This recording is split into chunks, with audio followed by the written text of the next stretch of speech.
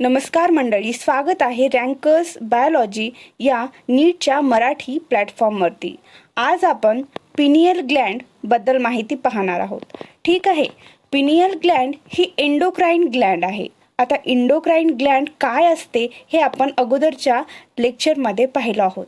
तर pineal Gland ही सुद्धा एक एंडोक्राइन ग्लँड आहे. तर हिचा प्रेझेन्स कुठे आहे म्हणजे लोकेशन कुठे आहे हे इथे आपण या फिगरमध्ये पाहू शकता. Pineal Gland he dorsal position of fore brain मध्ये लोकेट असते. आता फोर ब्रेन, मिड ब्रेन आणि हिंड ब्रेन हे ब्रेनचे प्रकार आहेत.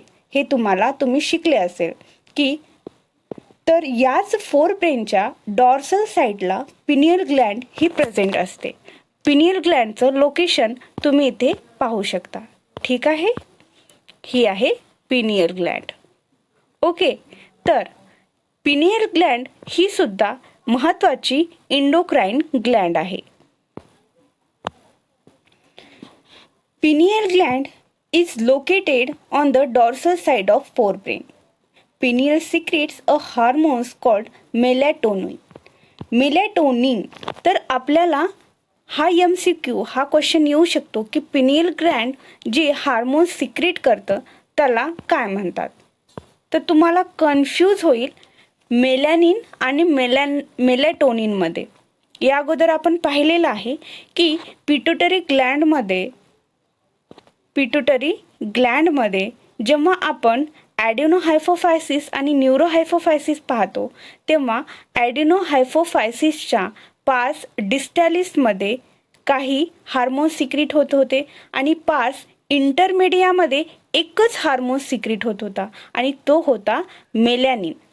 मेलॅनिन हा हार्मोन सिक्रेट होत होता पार्स इंटरमिडियामध्ये. मेलॅनिनचं काय काम होतं की तो आपल्या बॉडीला जो कलर येतो, जो स्किनला कलर येतो, मेलॅनिनचं सिक्रेशन जास्त राहिलं तर डार्क कलरची स्किन होते आपली आणि मेलॅनिनचं सिक्रेशन कमी असेल तर फेअर होतं, माणूस गोरा बनतं. तर ते वेगळं आणि इथं मेलॅटोनिन हा वेगळा. तर या दोन्हीमध्ये कन्फ्यूज व्हायला नको म्हणून मी तुम्हाला सांगितलं. तर पिनियल ग्लँडचं सिक्रेशन जे आहे, जे हार्मोन सिक्रेट करतं त्याला म्हणतात मेलॅटोनिन. तर मेलॅटोनिन हे लक्षात ठेवा. तर melatonin plays a very important role in regulation of 24 hour rhythm of our body. आता हे काय आहे? ठीक आहे, मी सांगते. हे बघा, आपली जी 24 तासाचं जे आपल्या शरीराची रिदम आहे, डाययुरनल रिदम आहे, ती मेंटेन कोण करतं? मेलॅटोनिन करते.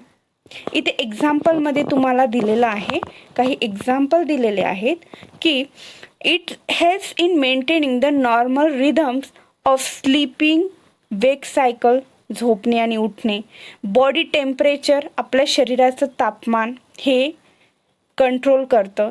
In addition melatonin also influence metabolism, pigmentation, menstrual cycle as well as our defence capability. आता इथे काय दिलेलं आहे, याचं मेन काम काय आहे? स्लीप आणि वेक सायकल, झोपणे आणि जागणे, बॉडी टेम्परेचर मेंटेन करणे हे महत्त्वाचं काम आहे. पण त्या व्यतिरिक्त पण काही काम आहेत जे की मेटाबॉलिझम आहे. आपल्या शरीरामध्ये जे कॅटाबॉलिझम, ॲनाबॉलिझम होतं, जे शरीरामध्ये पचन, डायजेशन करण्यासाठी जे काम चालू असतं त्यामध्ये पण याचा खूप रोल आहे. पिगमेंटेशन, जसं की मी मेलॅनिन बद्दल माहिती दिली, तर त्याच्यासाठी पण इनडायरेक्टली का होणार पिनियल ग्लँड ही सुद्धा महत्त्वाची ठरते. त्यानंतर अतिशय महत्त्वाचं आहे मेन्स्ट्रुअल सायकल ही खूपच महत्त्वाचं आहे. का महत्त्वाचं आहे? कारण आपल्याला माहिती आहे मेन्स्ट्रुअल सायकल ही 28 दिवसाची असते. 28 दिवसानंतर ती रिपीट होत असते. तर ही करेक्ट 28 दिवसानंतरच रिपीट का होते, म्हणजे एका महिन्याच्या नंतरच का रिपीट होते? काही जणांना प्रॉब्लेम असतो, तो कमी जास्त ही डेज असतात, पण जनरली प्रत्येकाचे एका महिन्यानंतर पिरियड्स येत असतात, मेन्स्ट्रुअल सायकल होत असते. तर हे कंट्रोल कोण करतं तर हे मेलॅटोनिन करतं. ठीक आहे. आवर डिफेन्स कॅपेबिलिटी म्हणजे रोगप्रतिकारक क्षमता, हे सुद्धा इनडायरेक्टली कोण कंट्रोल करतं? मेलॅटोनिन करतं. ठीक आहे. जर तुम्हाला पेपरमध्ये असा क्वेश्चन येऊ शकतो की आपली जी स्लीप आणि वेकअपची सायकल आहे ती कोण कंट्रोल करतं? तिथे तुम्हाला ऑप्शनमध्ये मेलॅनिन, मेलॅटोनिन, पिट्युटरी ग्लँड असे काही ऑप्शन येतील. तर करेक्ट आन्सर काय आहे? मेलॅटोनिन.